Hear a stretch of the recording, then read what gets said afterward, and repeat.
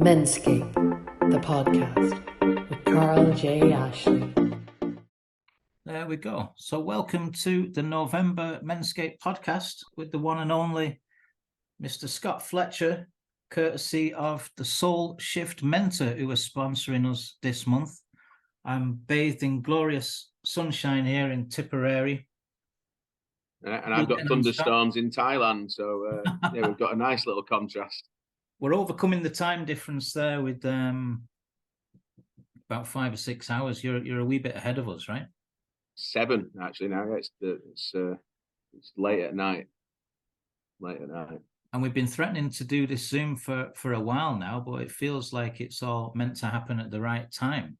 So tell us. That's life, mate. It's all about timing. All about timing. For anyone that doesn't know you, who are you and what do you do? Ooh, what do I do? So, Scott Fletcher. Well, how do we know each other is probably a good one, isn't it? We were pals at primary school. That's right. Back in the day in Greater Manchester. Hartshead. Before you buggered off. And yeah, we've stayed in touch very rarely, but it's nice to have seen your journey. I'm sure you've seen mine.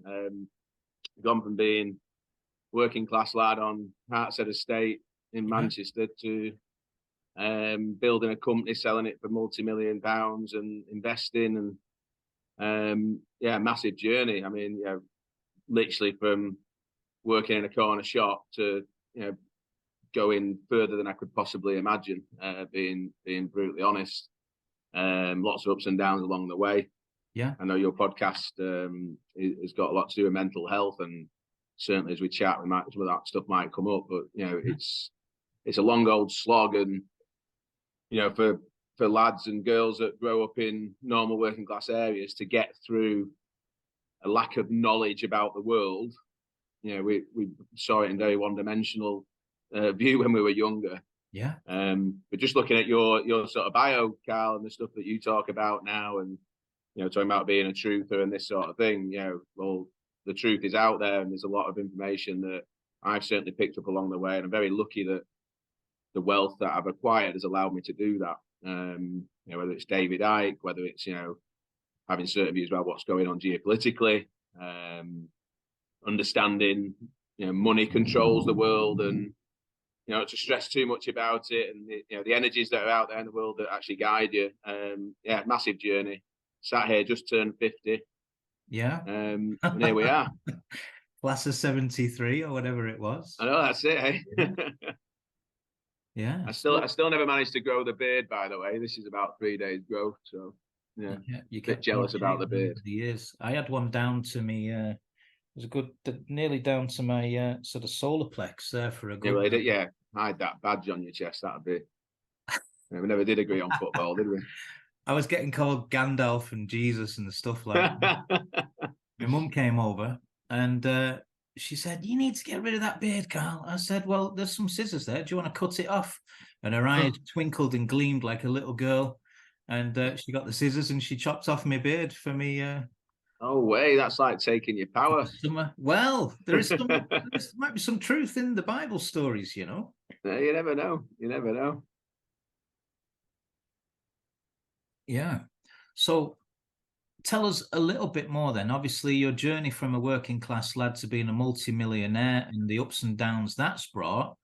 But are you still motivated to get up every day when you don't need to work for money? How do you motivate yourself? How do you, it's like my partner does a lot on sort of wealth creation and mindset, and that kind of mindset you need to generate abundance. The universe is full of natural abundance, but if we don't really have the right mindset or the right approach to the energy, we can almost block ourselves from receiving all of this natural abundance. So is it just a case of getting out of your own way, or, like you say, education? I think different at different times. So I don't know if you know, but my dad was pretty bad gambler back in the day, and that caused a lot of financial problems for the family. So at 16, it was after you left Manchester. My dad had moved out for a couple of years, and I was running the household. So that that gave me a lot of experience, but also gave me a fire in the belly that I never wanted to be in that position. And I think you find with a lot of entrepreneurs that they've got this sort of fight in them, that allows you to do 20-hour days, still go out on the weekend and still sort of see your mates, but, really graft. And that was what the first probably 10 years was about. It was just literally, to the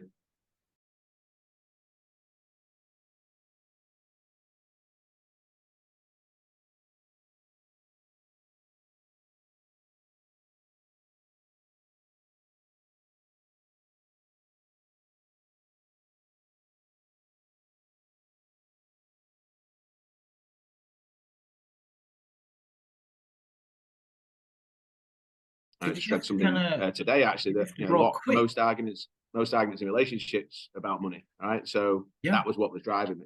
Yeah. What was the question?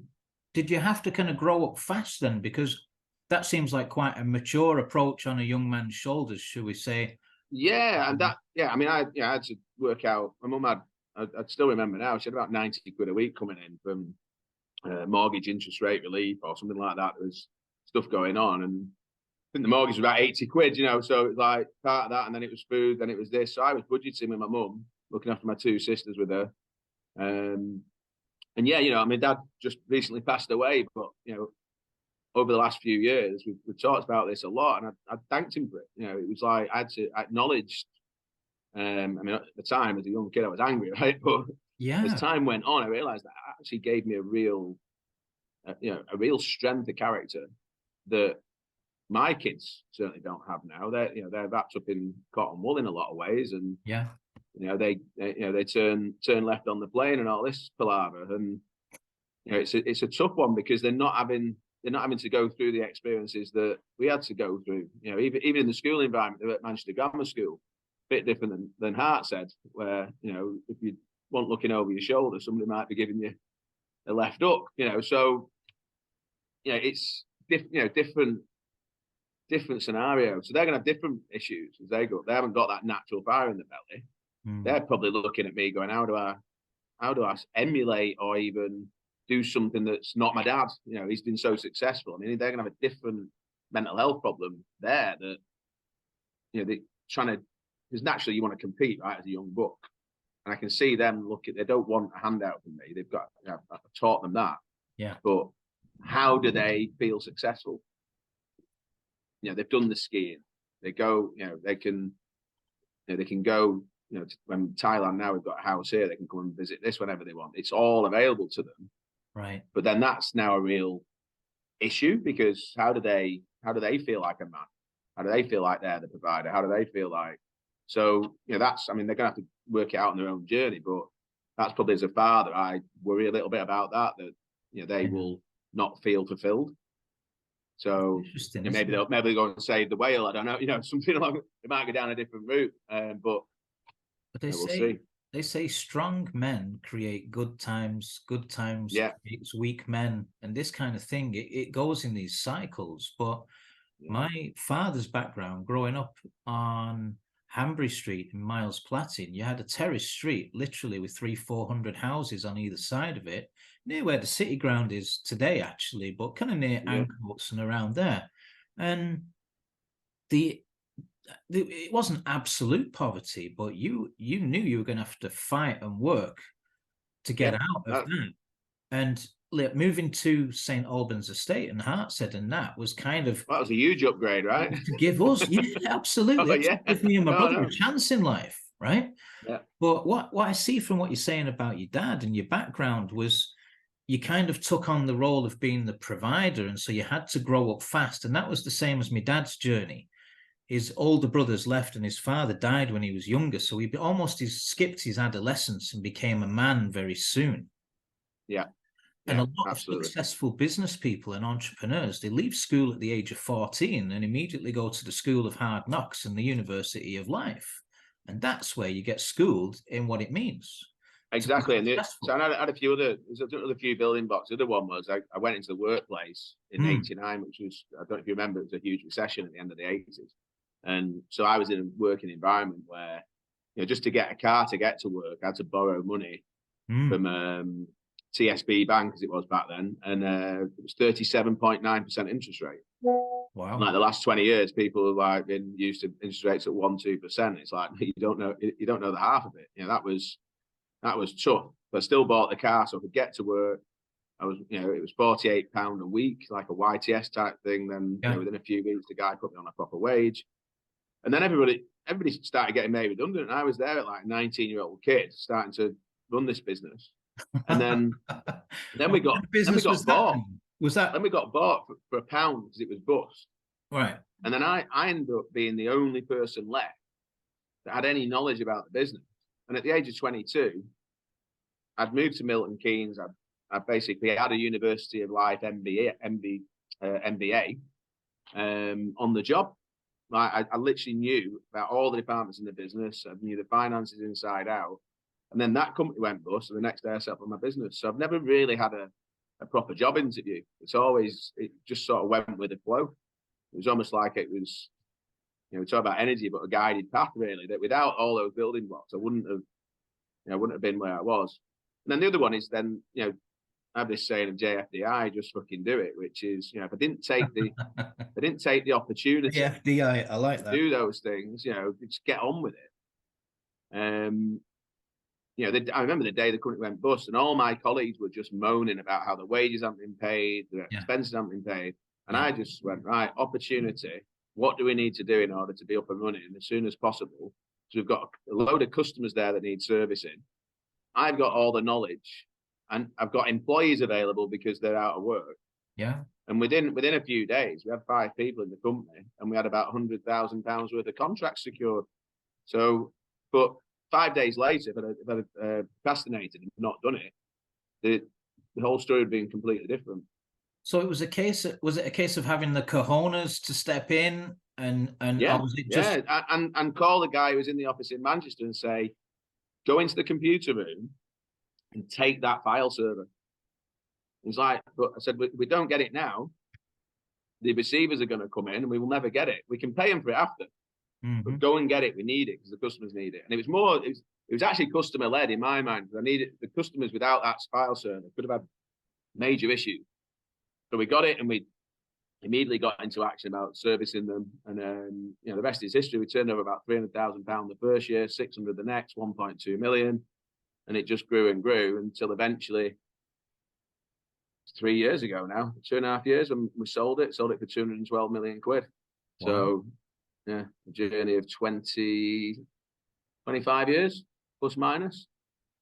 So in amongst all that, I'm getting the vibe that you still remain grateful and humble, and that's important, Oh, every day. I mean, we just talked before. That might be a good time to bring it in, but did ayahuasca for the first time this week rather than in Thailand. Yeah. And one of the things that really came through in that was being grateful. Yeah. As I went into it, my sort of intention was to feel more love and connection in the world. And to connect more with spirituality, whether that's Kundalini energy, whatever you want to call it. And there's 2 or 3 moments where really strong came in about being grateful for the people in your life, the love that they show you, your kids, you name it. It was a real, gratitude and being humble and grateful for the journey you've been on. And reframing these things, I could be an angry old man now. And he died 3 days after my 50th birthday. The world's really hurting me, but actually, you don't need to look at it that way. And it's hard. I mean, don't get me wrong. My dad died. I had a headache for 4 weeks. I can't describe that grief. But again, it's put me on this journey now. I've not drank for 65 days. On the back of my dad dying at that particular time, just after my 50th birthday, might be the point now where I go on this much more spiritual journey over the next 20-25 years. So we might look back on this in a few years' time and go, well, that was the point. That was the turning point where you left the partying and the drugs and the this and the that and all that goes with it, left it all behind. And so you should at 50 and grow up, right? So, but it's how you look at these things, how you frame them, that I found is huge. I mean, don't you followed Tony Robbins as a as a life coach type guy. But the MenScape group was gone to one of his events in Birmingham there earlier this year. Which I was there. Yeah, I was there. Powerful. I mean, one of the things he talks about is the filter you put on things, right? Me and you can see exactly the same football game and have completely different views. And it's the same with life. You know, you can view a relationship in one way or another. You can view it with love or with anger, right? And the two will get you completely different approaches. You can view it as a victim and you'll get a completely different view, right? Whereas if you view it with compassion and knowing that person's maybe reacting to you in a certain way, and it's hard, this, by the way, I'm saying this like I do this all the time. I don't. Let's be clear. I'm talking like I'm listening curiously because you're describing my journey in the last 6 or 7 years, where my dad died and my marriage broke down. I published my first book, and it all happened at the same time. And I went from being a father of 4, my identity as a father, as a homeowner, was all stripped away from me. And I sat down in this apartment in Limerick on my own, no kids, no wife, no dad to call, and it was like, wow. Okay. Yeah. And like David Icke says, and like you've alluded to, some of our greatest blessings in life come disguised as immense hardships. And it's what you make of that opportunity. And I'm not saying, I'm Mr. Spiritual or I've got a halo that needs polishing here, but I've literally gone from drinking, smoking, gambling, watching porn, engaging in lower vibrational energy activities to now being of service to others, helping others with healing work, doing healing work on myself. And that vibration is what's coming through. And it seems like everything I've been through has actually been like a training camp in order for me to be able to help others now going through the same kind of shit. And we're navigating a path through that together if they trust me with helping them with that, Well, there's another way of looking at it as well. And it was actually a chap when we went to Big Buddha this morning. He's a trained Buddhist monk, or he's been ordained or whatever. And he just said one of the things that Buddhists say is that you have to go through these things, that these are like, it is training for a greater good. You've got it's like the universe has great plans for you. Because you can't do the things that you're going to do unless you've been through those trials and tribulations, right? You've got to been through those hard times to be able to then relate to what it might be your calling is further down the line. So yeah, I think it's right. I think a lot in Thailand here in Hawaii where I am, there's lots of people who've been through terrible traumas as kids. Maybe they've had a bad accident and then recovered, maybe using yoga. The guy I'm thinking of is a Reiki healer, Simon. He literally, his leg was in pieces, should never have walked again. And yet Bikram yoga got him back walking, to the point where you wouldn't know his leg's still bent, but he walks normally. It's crazy. But so, traditional medicine would never have fixed that. Yeah. Right. It was the the sort of Reiki approach and the yoga all together that got him there. And more and more you sort because birds of a feather flock together. There's a lot of those types of people here who've been through terrible times. Yeah. They've had drug addiction or whatever, and they've come out the other side. Taking them a lot of time. It's great to see actually when you come back and forward to this area where people 2 years ago were in like you could see they're in a bad place. 2 years later they're doing headstands and backflips and you name it. So yeah, very interesting to see. A couple of the guys in the MenScape group and I took part in an ayahuasca ceremony there a couple of years ago. And everyone had a varying degree of different experience. And one of the other gents in the group is more of an aficionado on plant medicine than I am, right? Mm-hmm. But there's definitely something in the sense that the journey within or going within yourself to find those depths of fortitude, tenacity, to overcome the things that we're going through in life. It's almost as if happiness is a choice. You can choose to see the glass half full, or like you say, what typified a lot of my upbringing, and probably up until, as I say, about 5 or 6 years ago, was this mentality where it wasn't just victimhood. It was like this ingrained lack of self-love. And when you grow up I don't know if it's just it's a habit, Carl. It's a habit, right? You're conditioned in a certain way. Yeah, Money's all this sort of stuff. things. Money's the root of all evil. All these, Money's all a these bitch. sayings that. Life's a bitch. Then you're going to marry one. Then you're going to die. Yeah. All these. It pours. All this Manchester talk is all gallows kind of humor, right? And the idea that we talk about wealth, but let's just talk about abundance, like you said. Let's frame it as abundance. We're told that that's a bad thing. We're told that not to trust rich people, and it's like, no, actually, most billionaires you meet are very much like us. They've been through it. They've got there because of the times that they've been through. They've not had it easy. Most billionaires have not had a silver spoon. They've got a story just like us. So to be told when you're younger that those are bad people, and it's crazy, right? That they're on a journey just as much as us. And half the time these are the guys that suffer the most with mental health, right? Yeah. They get to a point where they get this almost imposter syndrome, or I've made it, I'm there. Yeah, I've got $1 billion. That was my target. I've got my $1 billion. Now what? Well, you're still miserable. Your relationships are screwed because you've been a workaholic. You're probably overweight. You're probably stressed. Your blood pressure's probably through the roof. And you're probably not, if you're in your 50s, probably not far away from a heart attack, diabetes, or whatever. And you've worked your ass off for what? So, being able, and one of the things I've got a 7-year-old lad, and one of the things I do with him is we're homeschooling. He still goes to a school, but it's like a non-school, if you know what I mean. And we're focusing much more on his self-love, gratitude, life skills, and the rest will follow. The English, maths, and all of that is happening alongside it. That's like that's just a skill set that we're adding. The core of the curriculum for us is teaching someone language, how to set. George is a 7-year-old. His compassion is way ahead of where mine even is now. He's just a loving soul. Yeah, won't take any shit. Don't get me wrong, right? But his first reaction and interaction with you is to trust, is to love, is to understand.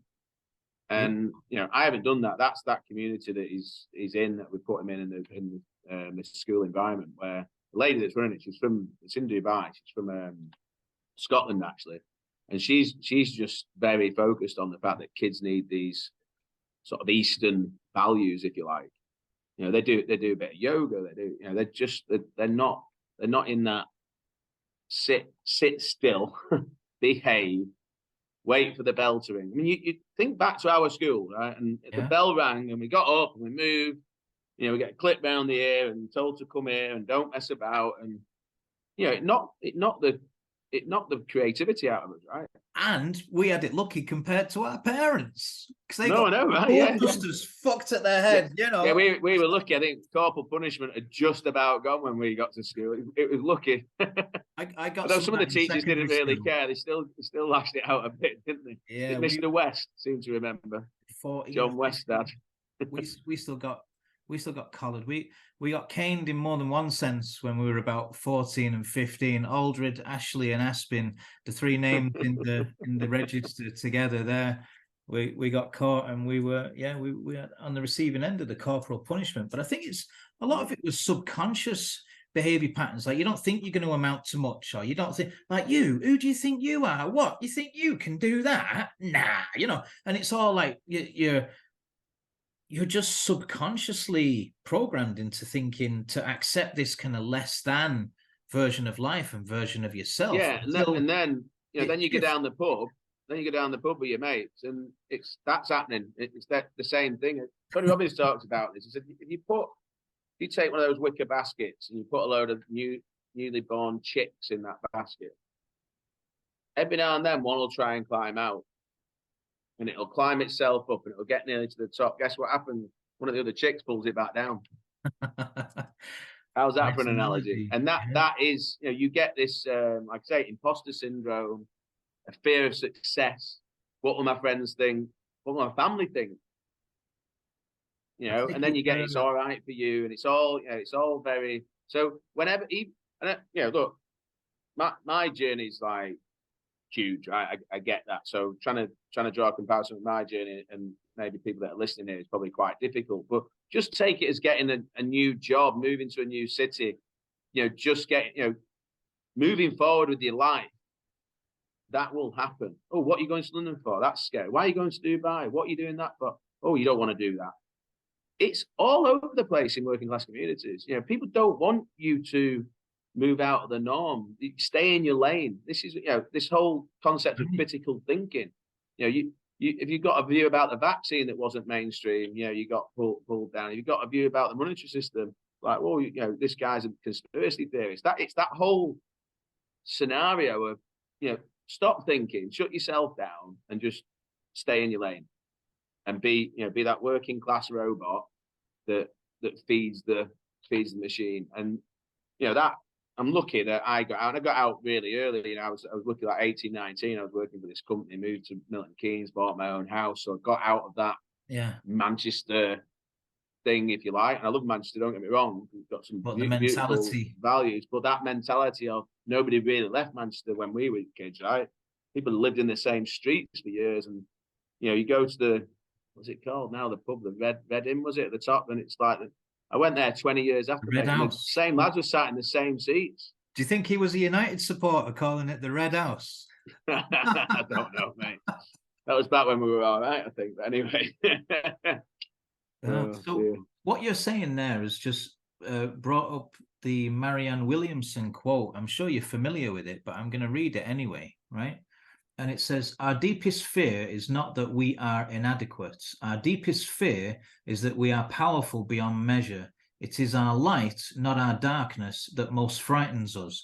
We ask ourselves, who am I to be brilliant, gorgeous, talented, and fabulous?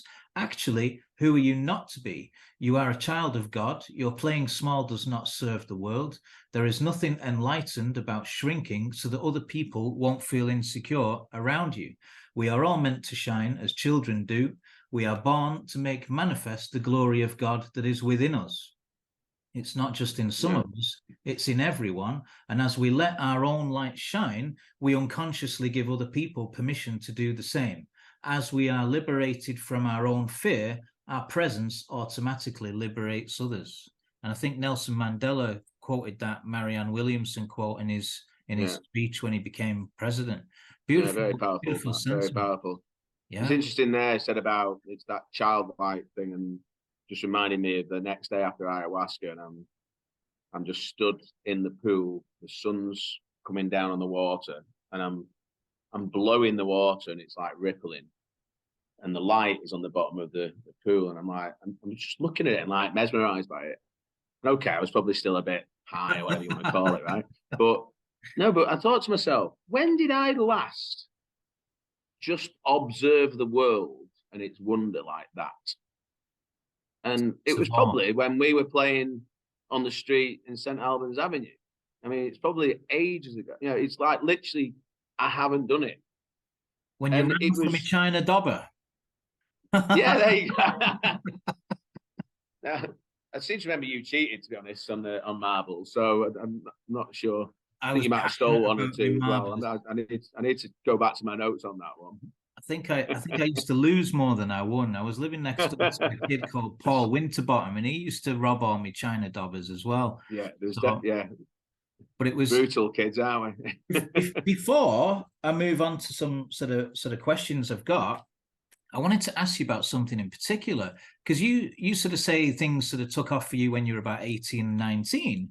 But as kids, when we were about 10 years old, I remember you getting fingered and singled out to go on a program called Josss Giants in school. Yeah.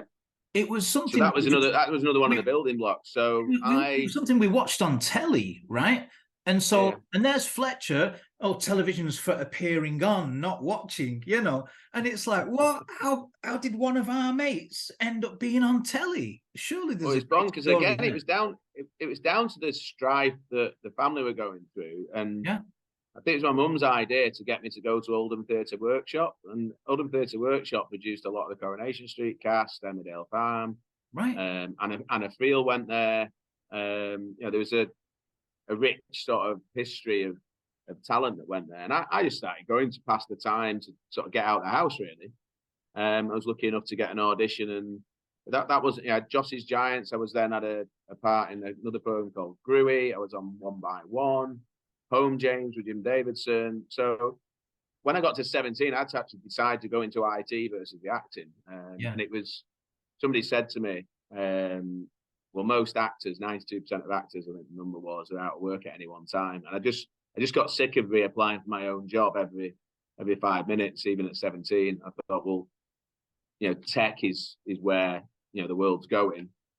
And it was the right choice from a money point of view, but obviously then left sort of that creativity, performance bit behind. So I really enjoyed, performing on stage, singing, and all that sort of stuff. So maybe I'll go back to that at some point. Maybe that's part of this journey this week, is to remember some of that. We're all kind of natural born performers in a sense, but I guess what that might have done is opened your eyes up to, and it was only something I saw when I was in my 20s. I think before I moved to Ireland, I'd always swore I wanted to be on a program called 15 to 1. It was like a highbrow intellectual quiz show. And at uni in Leeds, we'd be watching it religiously every day. And I used to get 80% of the questions right. So I said, right, I'm going to go on that. And then I think it was in my late 20s, I went on it. And the actual finished product, polished program was so different from the reality of the filming of it, where your man asking the questions made all these mistakes and was getting corrected and all the rest of it. I was so disappointed because I'd believed in the I mean, these like Josss Giants and the like one episode would take 6 weeks to film. I mean, it was a slow process for sure. But what it taught me, Carl, was being able to interact with adults at an early age, because getting out of that school classroom at 13, 14 years old and dealing with, and I don't over dramatize it, but there was an element of bullying and all that at school that I experienced. Nothing that I'd say really set me back, but being able to deal with that in a way of like, look, guys, your world here in this school is nothing, and I try and say this to my kids, school's not everything. It feels like everything when you're 13, 14, because that's where you go every day, right? But it is such a small element. It's an indoctrination camp, basically, like, keeping in your lane again. You've got to do it to a certain extent, and you want to tick the box and everything else. You want to do well for your parents, but ultimately, it's not going to be a massive impact on your life unless you completely screw it up. And even then, you've got a chance to put it right as many times as you want. But getting out of that environment and doing acting, and it could be something else, it could be sport, it could be, I think, for kids to go and do something that's not school as early as possible, to see the world in a different light that's not school, is really, really important. I think if you don't do that, then you probably won't become an entrepreneur. Because I think the entrepreneur has to see things differently to succeed with that.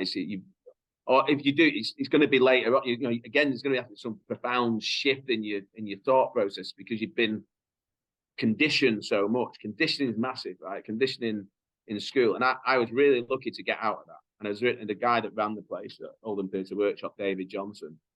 I mean, he was disciplined, right? He taught me self-discipline like you wouldn't believe. We'd be in a room for 8 hours, and you could hear a pin drop. And that was at the age of 12, 13. So you learned that self-discipline. But you also got to perform, which was, so it wasn't just stay in your lane and don't talk, don't do it. It's like you still got your chance to show your talent. And you also got your chance to interact with makeup artists, wardrobe people, you name it, who were all adults, who weren't teachers. The only adults we really had was our parents and our teachers, right, when you were at school. This is when you got out of that. A much bigger impact than maybe you're giving it credit for, by saying, huge. Because you'd seen the whole world that none of the other kids in primary school or that age school would have seen. No, absolutely. So I mean, I still now, if I ever talk to young people, I encourage them to get a different perspective.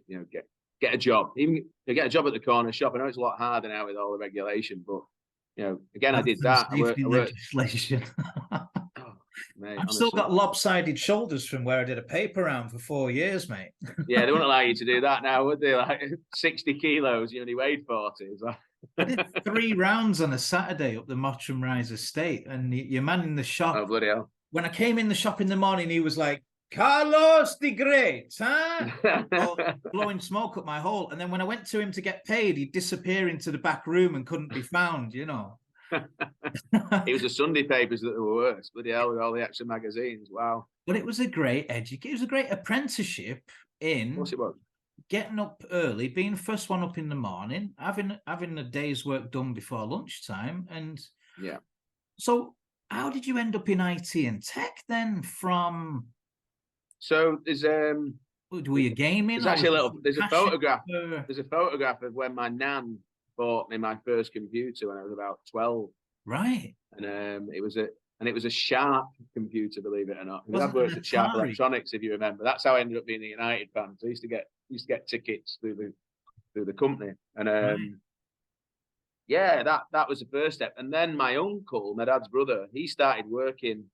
He went on like a training for work scheme that Thatcher brought in, actually, when the economy was on its backside, trying to get the economy modernized. And he ended up doing this COBOL course and started working at the company where I ended up getting my YTS.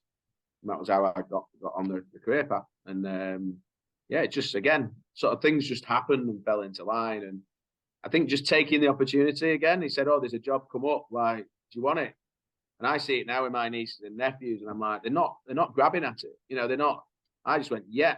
And I said, yeah, before it even, worked out I was going to get there. And it was like, well, how do I get there? Whereas now I find with like my nieces and nephews of it, it's like they find out the reason why not before they take, it's, oh, I won't be able to get on a bus. Or I went from Droylsden, we couldn't afford to stay on outside the state in the end. We ended up back at Scott Road in Droylsden. Right. I got 2 or 3 buses to Salford University Business Park, which is on the Frederick Road, just off the Crescent in Salford. Right. I had to go into Manchester and up the Crescent, and it was a nightmare. And then I bought the car eventually. But I found a way. If I had to get up at 7 o'clock to get there, I did it. I got and then I'd get lifts, and every now and then I was late, fair enough. But I got there, and it was appreciated by the guy that owned the company. All I hear now is, oh, I live in the wrong place, I can't get a job. It's like, look, don't give me that bullshit. Walk, get a bike. Brilliant. It's all possible. I'm sorry, Alex, if you listen to this, but my nephew Alex at the moment, it's like, get a fucking push bike. You can get up at 7 o'clock in the morning and get anywhere in Manchester. Okay, he lives, he lived near Northwich, so it is a bit of a trek. But you can cycle from Northwich into centre Manchester. It's doable. You just got to want to do it. Right, and there's plenty of people who've done much harder things to get into work. So I just feel nowadays people aren't willing to make those sacrifices, and then and it's not Alex's fault as an example, because he's been conditioned in a way that the world shouldn't be like that. It's like, well, actually it is. It's hard knocks, and the more hard knocks you do, back to what we said, how will he feel if he does that? Gets to work, and he might need to do it for 3 or 4 weeks, and he might, get a pay rise, be able to afford a car, whatever. Create more opportunities, right? Yeah, and how will he feel about himself as a man? It's like, I did that, and boom. But you can't do it for them. You can only try and advise, right? So yeah, that's the challenge. That's the challenge. And and then if his mum's giving him the money to get the taxi home or whatever, and then he never gets to the point where he's got to do it for himself. Whereas my mum couldn't afford to give me the taxi money home. I wanted to get to that job, but I had to find my own way. If I wanted to buy that car, I had to pay the 36.9% interest. Which, it's funny you mention about the 3 buses, because I got thrust from the world I was in Ashton-under-Lyne and sent to a boys' school in Oldham called Hume, where they all wore blazers. Hume Grammar, yeah. See, I did the test for that. I passed it, but my mum and dad couldn't afford to send me.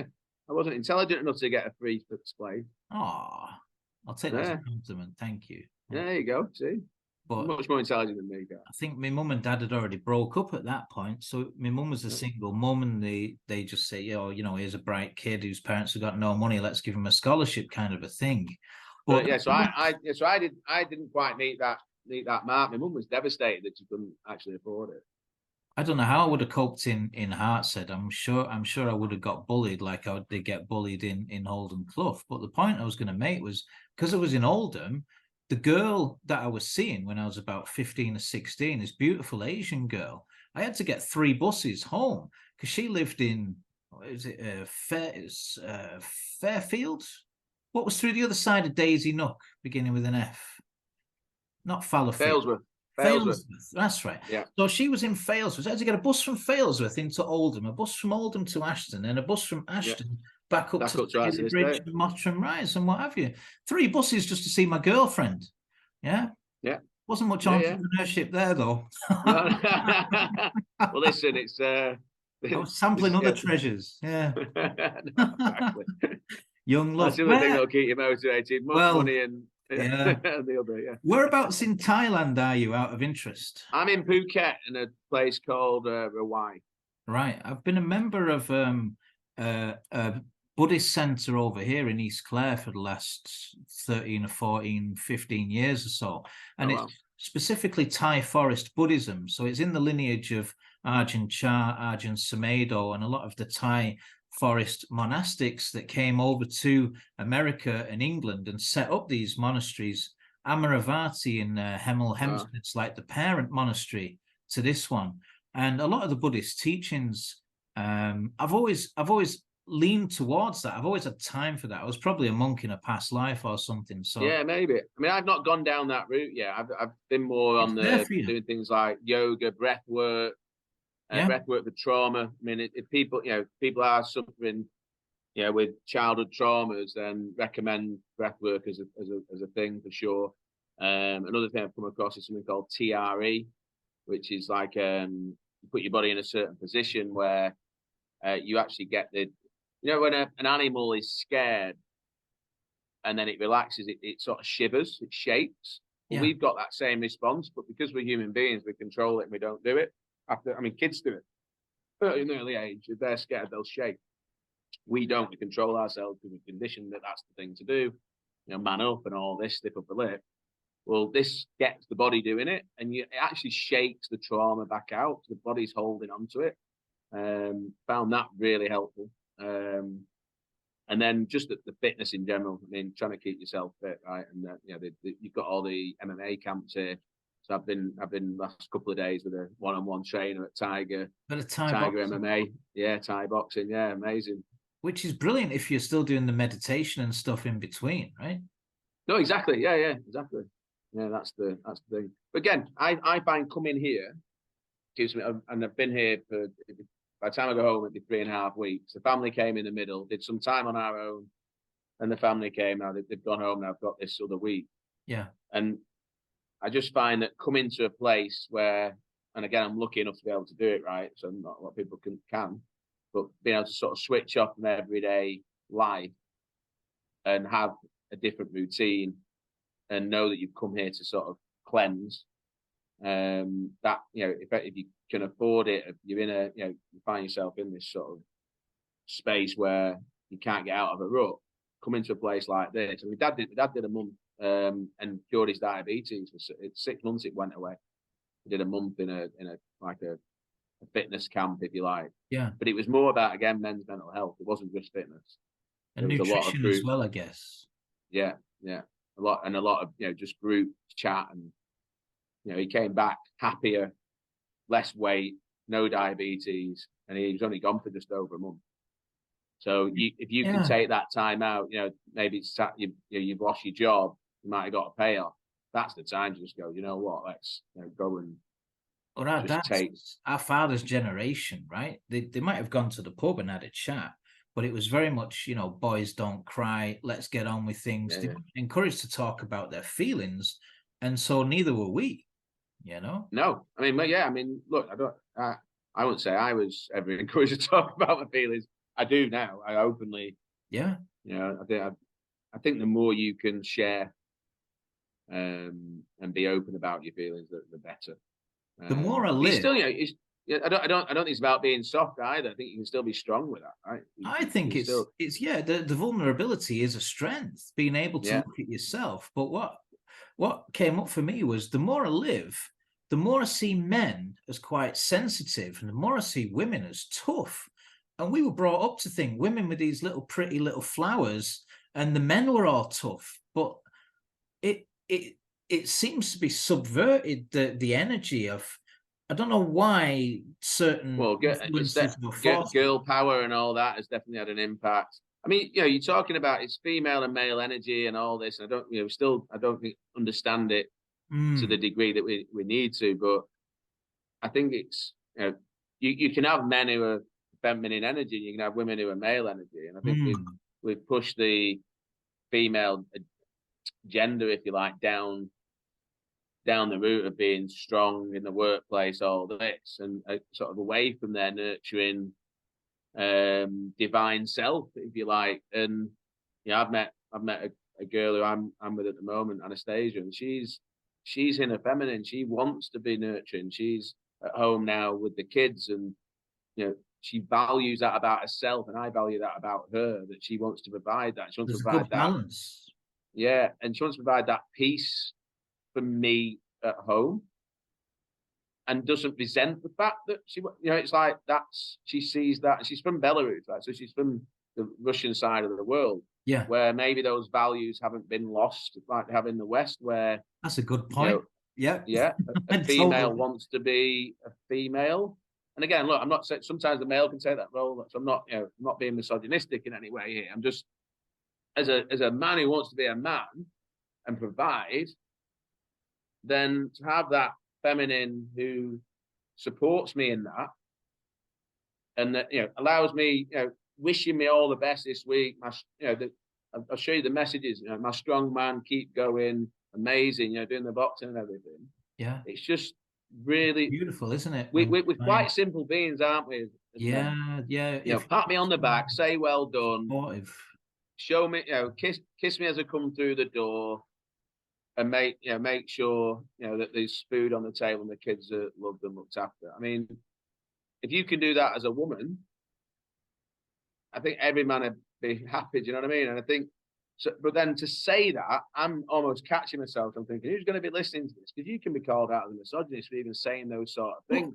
Well, you don't have to be. But it's the truth that I believe. You know, Man, I find that I'm happier in that environment. You don't have to be a huge conspiracy nut to see that what has been under attack since the 60s and the 70s are these kind of traditional values of the family unity. Yeah, the nuclear family, as we used to call it, right? Proper masculine energy, right, is about leadership. It's about motivation. It's about protection. And like you say, providing. The proper sort of feminine energy is about nurturing, being maternal, and loving service as well. And it doesn't matter whether it's a man or a woman, but if that balance of the masculine and feminine energy is inherently well balanced, it's going to be good for that environment, for any children growing up, for the community, for the, you know. Exactly. And when you see our kids in a world growing up where the energies have been subverted, you know, whether it's this ludicrous examples of drag queens going into primary schools or what have you. Oh, mate, don't get me started. We can all say live and let live. We can all say, yeah, I'm open-minded and liberal. But when you see that proper balance of masculine and feminine energy being derided and being ridiculed and being subverted, it makes you think, well, who's attacking that and why? Why do we need to break down, you know, the masculine energy? And well, it creates a reliance on the state, right? So it creates a reliance on the system, and that, you know, if you're being a conspiracy theorist for a minute, I think that's, you know, that's a definite, you know, the kids are reliant on the system. The, you know, two people, the whole idea that the economy now requires two people to work just to pay the mortgage that was created is absolutely ridiculous. I mean, why is as much tax, right?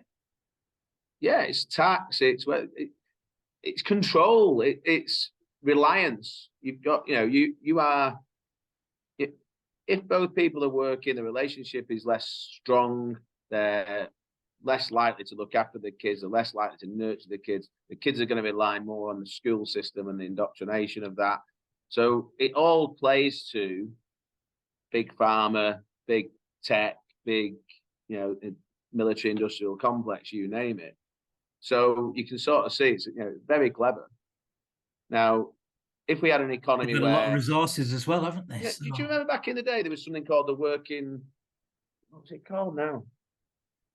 It was, you could, as a as a family, if one parent was in work and one was looking after the kids, you could move the tax allowance to the other parent. And this to me seems really logical, right? If you're a family, you probably need plus minus 30, 40 grand as a family a year to live. I think I'm about right on the numbers, right? So really, you shouldn't pay any tax on that. That should be, you should have 20 grand tax free for one partner and 20 grand tax free for the other. And then if one's going to stay at home and support the community and support the family, and again, it doesn't matter who it is, the man or the woman, why can't you move the 20 grand tax free allowance onto the other partner so the family can still have 40 grand tax free coming in? Because that's what they need to live. And look, the number could be 30, the number could be 50. But it seems really sensible to me that tax system would support a family environment that supported kids, and the impact on society would be huge, right? Because you wouldn't have the crime, you wouldn't have the kids hanging around on street corners in the same way, because there'd always be a parent in and around the community, which is what we used to have, right? Yeah. Our mums back in the day used to talk.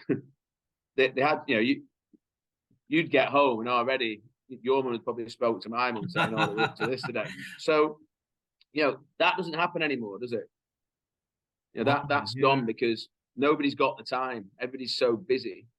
Because they're busy paying the mortgage, but they're paying the mortgage out of tax earnings, which is just ridiculous. I think it's all by design, mate. I don't think there's too much removed from the fact that we're kind of living in an arc-on-loosh farm, and there's a very deliberate need to create fear, anger, depression, disappointment. And so we have to almost take it upon ourselves to shield our mentality, to shield our thinking, not toxic positivity. If someone's died, then you go through a grieving process. You're not like, "Oh no, I'm chipper me." So none of this toxic positivity, but actually genuine emotions, and then actually shielding yourself. So even if it's turning off the TV, turning off the radio, not buying or reading newspapers, because you're going to get brought down with this lowest common denominator vibration of fear that seems to be what it's all about in society. And if you can somehow extricate yourself from that and maintain a higher vibration within yourself and your mindset,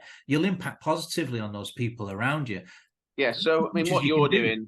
One of the things that again came to me this week was, it's about finding your community, right? Your mastermind group, whatever you want to call it, and not getting sucked into these negative environments. And that can be as much on being on Instagram and doom scrolling or whatever you want to call it, or it can be just the people you're hanging around with. You become their energy. You become. I think somebody said that 5 people you spend most of the time with, you eventually become, because you pull in their energy and you pull in their mannerisms and their thought processes. So it's really important that you create an environment for you to flourish in a more positive way, vibrating at a higher level. And otherwise, all this is just talk. Because we're both talking, knowing the theory, but we also know we probably spend time with people who really suck our energy dry, right? Yeah, you got to learn new jokes as well. Otherwise, you'll end up just telling the same old boring again, like I do, the boring dad jokes. It comes to us all eventually, though. I got some questions. I'm going to fire through some questions, and then we'll go for it. Have you ever written a book? I nearly started one called JFDI. I think I got about a chapter in. So that's brilliant. I know a guy called The Right Coach that you can talk to on that one if you need some help. Yeah. Have you I think the story, there's a story there about taking action that's linked to that there's so many times in my life. I even doing ayahuasca this week. It came, the opportunity came along, and I could have gone, "Oh no, I'm not going to do that." But I just felt it was right, and I thought it was a good, and I thought about it for a long time on and off. And it's the universe has just brought this opportunity to me, and I took it, right? I've got a subtitle for you for your book: "The Life and Times of a Mancunian Opportunivore." Okay, there you go. Love it. You like that? Or maybe you can help me write it, Carl. You can pull out all the stories. I tend to make myself available for the right people, Scott. Well, there we go then. Have you ever jumped? I'm not very good at meeting your Zoom requests, so we'll have to I'm polite and persistent. I'm a hard man to shake off. Yeah. No, I'm sure. To answer that question, I'm sure I will one day. I'll get one finished at some point. I think it's something I should do. And to write it properly, you need to interview the people around me, because as well as there's been some fun times along the way as well, and some crazy times and some crazy trips. Life's about experiences, and definitely other people remember them slightly different than you do. That's what we said, how you view the situation. It'd be interesting to get that perspective of the people that have sort of lived that last 20 years with me, and see going from that working class lad to multimillionaire, and there's only you hopefully saying that I haven't changed very much, and I've kept my humility, like you say, and that something I pride myself on, to not forget my roots.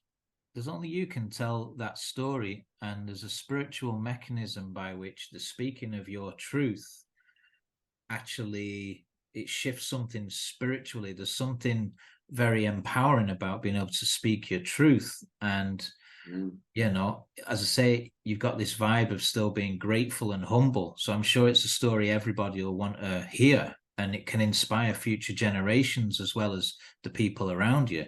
And so procrastination is the enemy of every writer, and if you're busy living the life and writing new chapters, then when are you going to get time? That's it. Before you know it, you've forgotten some of the chapters, right? So have you ever jumped out of a plane? Yes.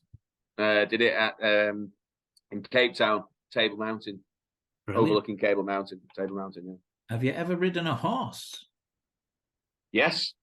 Yeah, so George's mum, who sadly passed away, she was a horse lover. Rise and trot is the fastest I went, though. That was Have you ever driven a Ferrari? Yes, raced them around the track in Italy at the is it Modena or whatever, the Ferrari. Brilliant. Ferrari factories. That was a 3-day event. My friend's a big Ferrari, or a business partner actually, Paul Sweeney. He's big Ferrari, big car guy, and he got an invite. It was like an owner's thing. He said, "There's a space come up. Do you want to come?" I was like, "Yeah." That was amazing. Yeah, cool. Have you ever been abducted by aliens? Not that I know of, though. The ayahuasca experience could have been slightly on that level. I felt like I was being reprogrammed. There's definitely interdimensional entities around. It's just that, unless you was there, you've got to do it. So, but yeah, there's definitely, it gives you a sense of there's more to this world outside of this one dimension that we're in, for sure. Thank you. Have you ever walked on hot coals? Yes, Tony Robbins event. They do that on the first day. Have you had children? You mentioned a couple of them. Three boys. Have you ever done public speaking? Yeah, I got an honorary degree from Manchester Met, honorary doctorate. Did a nice speech there, and whenever I try and do it when I get asked, particularly to young people, I like to speak to young people and give them a bit of a sense of anything's possible, because it is. And I've got a feeling I know the answer to this question already. Have you ever cheated death? Oh, never cheated death. Well, yeah. every night out with me. No, the closest where I really did worry was I do a bit of heli skiing. And the first trip I did, I wasn't really fit enough for it. And on the last day, it was like spring skiing, we had an avalanche that luckily didn't become a big one, but it took a couple of people out in the group, took their legs away. About the size of 2 football pitches and about 1 meter high. But I'd not been skiing well that day, and I tell you what, mate, when that happened, I'm like, right, can we get going, please? Can we get going? I skied the best I've ever skied. Post that just shows the power of focus, mind over body, and whatever else. But yeah, that was scary. That could have gone very wrong. Yeah. So, have you got any favorite books or any books that you would recommend to anybody watching, and why? Yeah, and you know, change your life. to remind myself, now I'm not reading enough at the moment, but when I was certainly in my early 20s, I read a lot, and one of the ones that stands out is 7 Habits of Highly Effective People by Stephen Covey. Yeah. I think, you know, in terms of planning relationships, you know, it talks about emotional bank account, it talks about putting first things first. I mean, that's just stayed with me all the way through life, you know, in terms of prioritization. Rich Dad, Poor Dad, brilliant in terms of understanding how people, different types of people look at money. Robert Kiyosake, yes, brilliant story. I couldn't get my head around it because what I thought was the rich dad, he was saying was the poor dad, right? Right. Okay. Yeah.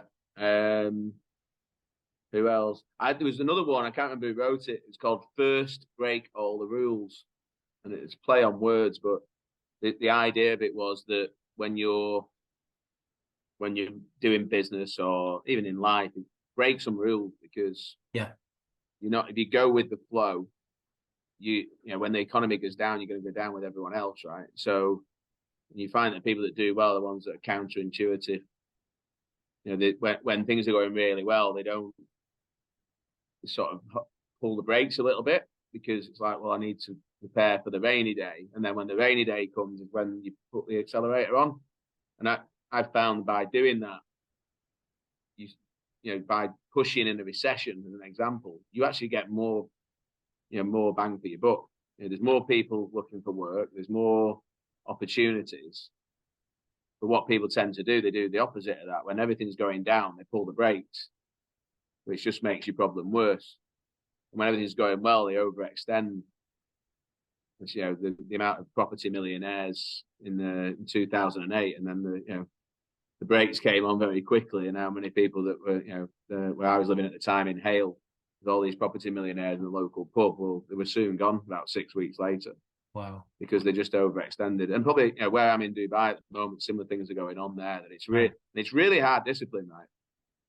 You've seen it with crypto. People get excited and then they overextend and they leverage up, and before you know it, they've lost everything that they've gambled.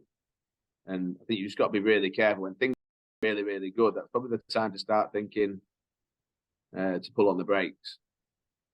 I've been watching a good few programs on YouTube lately, and there were a series of programs called Dragon's Den that were filmed in Manchester.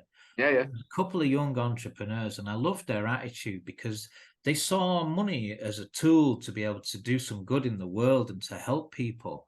And I thought to myself, wouldn't it be fantastic to have enough money to be able to have a positive impact and use that money as a tool, contrary to our upbringing where we were told it was easier for the camel to pass through the eye of a needle than for the rich man to enter the kingdom of heaven and all this other stuff, right? Yeah. One of the guys, like, to be able to invest, even if it's just say 10 grand, right? Which I guess to you is not a lot of money. To some people, it would be a lot of money. But even 10 grand could create a life-changing opportunity for a family, for a situation. If I had 10 grand and I could invest it in someone's business to help them, isn't that the whole point in what that money's there for? Yeah. So I think speculate to accumulate. This is one of the things I'm struggling with now. So I did a lot of that, and I did a lot of investing in, you know, giving back to the tech community. You know, that's what made me wealthy. So I did a lot of investing in small startups, but it isn't really investing. It's nigh on charity. Yeah. And you end up with a lot of your time is sucked, right? So if you're trying to, you know, got this idea of a balanced life, trying to put time aside for yourself to do the fitness and time for your relationships and yada yada yada, as a busy entrepreneur, it's actually pretty hard to do that sort of stuff. And that's one of the things I'm struggling with now. You've got the resources, but it's almost like you need to build a business that can do that for you. You know, I think that's the trick, is to create. That's why, you know, I think a lot of entrepreneurs build a foundation so that then it's happening, not because of their own time, but actually because they've created an infrastructure to do it. And I've not really got my head around yet what that needs to be, but I do know at some point, like that, you know, so how would you feel about, say, you know, cutting out half an hour of your day every day and getting a sales pitch from someone who's looking for an investment, like in the Dragon's Den format. I know it's obviously cut and edited for TV, so there's a lot more time spent than doing it. Mm-hmm. But if someone comes to you and they say, well, I've got this idea and I've got this product or this service or whatever, you're going to get a feeling for their energy if they're coming from the right space. I do it. I mean, look, there's not many people that if they ask for half an hour, I don't give it. And you'd be surprised that not that many people do. And that is not, I noticed you had 2,000 views on your last podcast. So that's not, please, 2,000 people don't ask me for half an hour because there are not enough hours in the day. But if you genuinely need half an hour and you've got a reason for the call, and I will try and give everybody that time. Brilliant. Within reason, obviously. But not a lot of people reach out. And I will, I'll push back initially, by the way. Somebody says, can you spend me? It's not just a chance to have half an hour just to, like we're doing now and just, have a fireside chat. It's like, if you want some advice, then yeah, I'll give you the advice. If I can give you the advice on an email, I'll give it you. So that's fine as well. Or maybe I'm not best positioned. I might, particularly if you're in a startup situation, I'm probably now so far removed from that. I'm thinking in a much different strategic way about how I invest. There are better people. There are organizations set up for startups that help to nurture them. And it's finding those sort of places. There's business angel networks. There's all these things. So sometimes it'll be more about just pathfinding and putting people in the right direction. And more than happy to do that. A lot of the strife that's allowed online, and I do believe it's allowed, whether it's child porn, whether it's people being cancelled, bullied, all this sort of stuff, will be solved by you having your digital persona and digital ID. But once you've got that, then you're fully trackable everywhere. And once you've got your digital ID and that's linked to your central bank digital currency, now I can see everything that you're doing. I can even stop you doing certain things. I can stop your wallet working more than 15 minutes from your home, 15-minute city agenda, right? I can reduce your ability to spend once you've gone over certain carbon credits. This is scary stuff, right? And this is, for me, that the way this technology is going, and I'm a tech guy, it really bothers me. I don't know if you saw those Meta glasses, those Ray-Bans that you've got where you're able to just look at someone and record them and go live. It's like someone's going live with your Ray-Bans. I'm like, I don't want to be sat across the table taking someone on a date and then they're recording me as I'm speaking without my knowledge. The whole thing's just gone bonkers, right? So that I just think that, we're going through a massive change, and AI, robotics, blockchain is all at the center of it. And I'm not sure it's for the good of the human race, I'll be honest. I don't know what we do about it either. And I try not to worry too much about it because you do your own editing, right? Yeah. But that's a whole, maybe we do that another day and talk more about that. I hear that. But if you're not careful, you go down the rabbit hole, and that actually depresses you. So you've got to be really careful you don't get sucked in too much. You can make your own reality at the end of the day, and do my best to keep in that sort of mindset of, look, I can't change what's going on with Boston Dynamics robotics, where they've literally got RoboCops now. If that comes, it comes with Lockheed Martin and Raytheon and all the other. So if there's any technology coming out in the military now, or in the society now, you can bet they had it 20 years ago in the military. Oh, without a doubt. Yeah, without a doubt. So without going down that rabbit hole, right? Yeah, because we've done a good job here, an hour and 20, haven't we? Have you got aside from mentioning the latest David Icke books, The Dream and The Trap, where he's maintaining, not read them actually. He's maintaining we're in a hologram basically, and this shift towards virtual reality just enmeshes people further within the matrix, right? One of the questions I've got is, do you have a glitch in the Matrix story? Do you remember when they said the Matrix was like a documentary? Yeah. And he saw the cat and he saw the deja vu, and it was like, oh, right, have you a glitch in the Matrix story like that, where you had an opportunity to question this reality? Apart from your ayahuasca experience. Yeah, I think it's rather than a glitch in the matrix. What I do get a lot of is this idea of a coincidence, right? And I mean, just even the other day, and whether and it seems to happen when I'm cleansed. So like, I'm not drank now for 65 days, and my chakras are open, probably my third eye's open, all that's open, everything's working how probably a human being should. So I'm starting to connect with the universe a bit better, and literally think of someone and they'll call you. Right. I'm not in control of that, but it's happened. I mean, I was to the minute I was having a massage. I thought about my girlfriend was trying to get her a visa to go to the UK, and it came into my mind, I wonder how that application's going. Hopefully that's going to come through. Oh, we'll go and see our friends Jenna and Craig. And I swear, when I got off the massage table 13 minutes ago, was a message from Jenna. I've not spoke to Jenna for over 2 weeks. But in that moment of me thinking about her, she had tuned into that and messaged me and said, "How's George?" See, to me, that's normal. That's just normal. The synchronicities. Yeah, but that isn't normal. That's not normal. I mean, it isn't normal. But it is. So that happens a lot. And the time it really happened, and this was something I'd not spoken to in 10 years now, and this was a real moment of like, whoa, that is freaky. I'd not seen these guys for about 10 years. I was traveling up to Newcastle on a random day, driven up. On the way back, I looked across and I thought, oh, I wonder how the Des boys are doing. This is a company called Directory Enabled Solutions, and it was Brad and Chris. By the time I got down the hill from the top of the M62 into Manchester, Chris called me, and I was literally gobsmacked. So that happens a lot. And you say it's normal. Well, so normal's the wrong word. We're all naturally quite telepathic. We already have access to this kind of superhighway of consciousness, right? So the more we get enmeshed in AI and digital stuff, the more it takes us away from our natural ability to all be interconnected anyway, spiritually, through our, basically, if you accept that you're a divine sovereign being made manifest by the will of God, you have these abilities.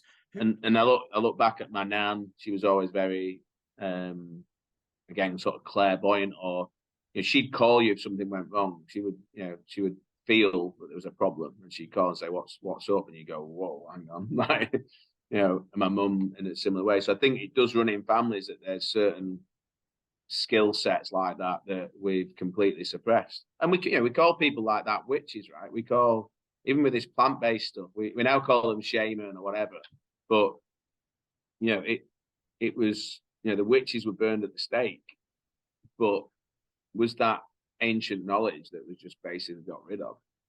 Probably. It was probably the influence and control of organized religion like Christianity that was threatened by the indigenous people, whether it was the pagans, the druids, in any land really. But in say in Ireland or in England or in Scotland or in Wales, there's a huge indigenous heritage of an ancient sacred spirituality where there would have been psychic development, where there would have been intuition. And it's like a muscle. You can go to the gym and you can build a muscle doing the same thing every day. So with your psychic development, if you're practicing, if it's like you're doing this, but for your pineal gland, right? You're working out, and all the time you can develop and harness that. And so when you think of someone and then they ring, you've almost got this wry smile, like, well, I'm kind of getting used to this now. It's not the first time this has happened, and it's just beautiful. Yeah, but 99.9% of the world, I think we're absolutely bonkers even talking about it, right? And that's the issue, right? It's like we're not developing that. So back to community and getting in communities, and a lot of people go, thinking about going off grid now and building their own communities to sort of live life in a different way, which would encourage this sort of behavior and fitness of those skills, right? Training those skills. It's been brilliant to catch up with you, Scott. I'm just conscious of the time now, and I don't want to take up much of your time. I just think it's amazing, Carl, that we've hardly spoke over the last 30 odd years or whatever it is since we were friends back in the day, Yeah. that we've, something was in the water on Hartshead Estate that has brought us to this point, because here we are with very similar views on the world, having not influenced each other at all. And I just, it was bizarre, because I've not really done any research on what you've been doing until literally an hour ago, when I just read a bit on your podcast. Right. I was like, David Icke, boom, but I was like, whoa, all these things are like, he's in this very much the same space where I've ended up, right? And very interesting that two young boys can go from completely different journeys and actually end up at a very similar spot in the way they see the world. You are welcome here in Tipperary anytime you fancy a weekend of wind and rain, Scott. So anyway, go on. You had some quick fires, didn't you? Yeah, well, I was just thinking you managed to do about 80 minutes there without me mentioning City and United once. I think you're doing quite well. I think we'll skip and gloss over that. It's all about timing. I saw a beautiful photo during the week, right?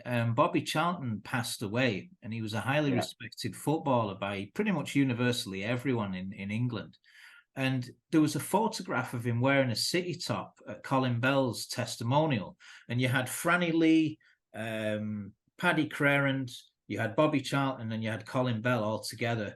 And I just thought, what a man, what a great guy. Like, he's like, no problem, I'll put that City shirt on for my mate Colin Bell. And in the days when Summerby and Best went out together, there wasn't this kind of insane rivalry between City and United and this bad blood. It was like, you probably just followed the same team that your father did, or in your family, you could have both in the same family. And it's no, I think really polarized. I think that's rose-tinted spectacles. I think the players even now are friends. So I think the players have always been like that. It's on the terraces though. I think it's a different. I think at the end of the day, when you had to go to work the next day and face the City fans in the office, that's where that rivalry grows. Or getting beat up in the playground because you was the only City fan or whatever. That was probably your problem. If you got bullied, then it's probably because you were a City fan, mate. There wasn't many of you back in the day, was there? No, it was throughout the whole of the 90s. We didn't win a single derby. Mate, it was terrible. Eric Cantona used to show up and run the show, and there was a derby in '89 that we won 5-1 that I'll never forget at Main Road, where we had a bunch of average players at best that just outplayed the United lads on the day. And then after that 5-1, we didn't win a single derby for over a decade, I think. It was just ridiculous. Yeah, I was that 5-1, I was there. I think I left at 4-1, started walking home. And Mark Hughes scored the best goal of the game, right? With his spectacular kick. But it's nice to see the tables sort of balancing up these days where to go for 30, 40 odd years without winning anything. I'm still pinching myself, mate, because I was there when we were shite. And now it's like we've got the best manager, the best team, the best players, and actually playing beautiful football as well. And a very well run club as well. This isn't this is not an accident. It's not just throwing money at it. They've done a great job.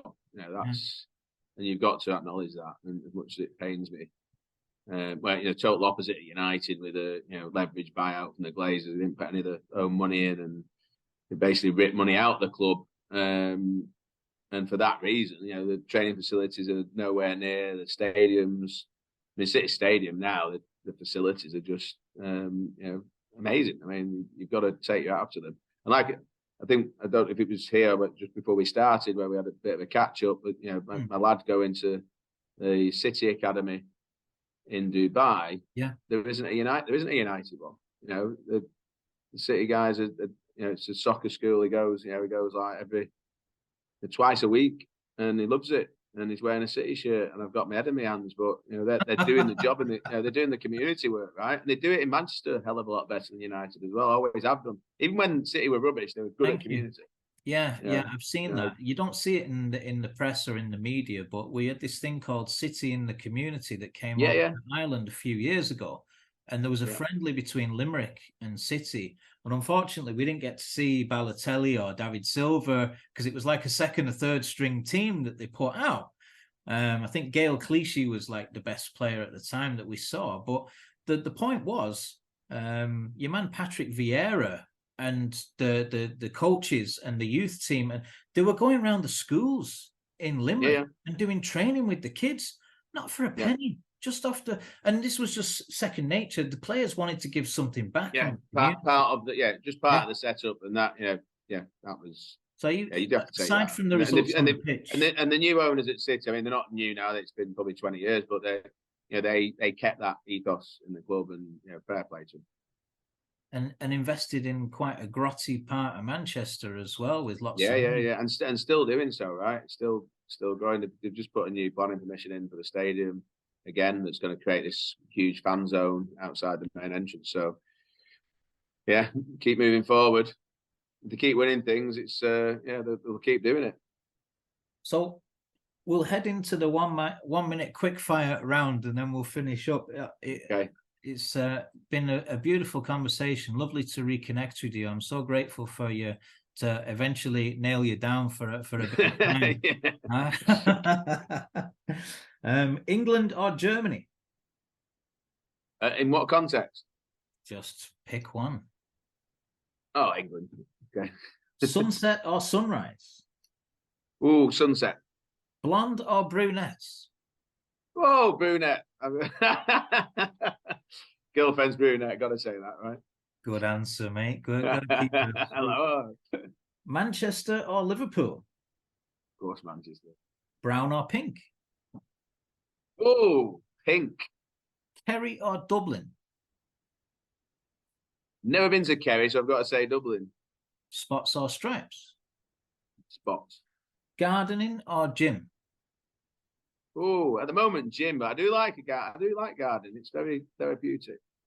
Boccherini or Echo and the Bunnymen? Ooh, Echo and the Bunnymen. House or techno? House. Sun or moon?